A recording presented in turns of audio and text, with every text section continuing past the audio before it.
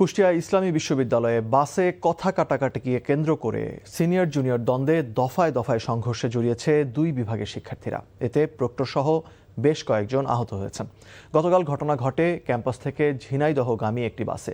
এলাকাবাসী জানায়, লোক প্রশাসন বিভাগের এক সিনিয়রের উচ্চ স্বরে গান গাওয়া ও কথা বলা নিয়ে বিরক্ত হন বায়োটেকনোলজি বিভাগের এক জুনিয়র শিক্ষার্থী। এ নিয়ে তখন বাসের সেশন ও পরিচয় জানতে চাওয়াকে কেন্দ্র করে দুই পক্ষের মধ্যে কথা কাটাকাটির এক পর্যায়ে হাতাহাতি শুরু হয়। পরে এই ঘটনার জেরে রাতে বাসটি ক্যাম্পাসে ফিরে এলে প্রধান ফটক ও ডায়না চত্বর এলাকায় দুই বিভাগের শিক্ষার্থীরা লাঠিসোঁটা নিয়ে সংঘর্ষে লিপ্ত হয়।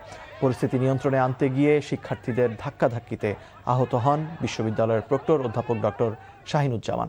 পরে প্রশাসনের হস্তক্ষেপে পরিস্থিতি শান্ত হয়।